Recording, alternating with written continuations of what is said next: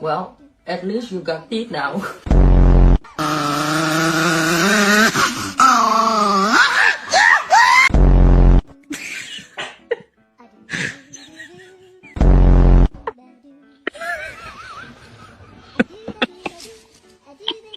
What?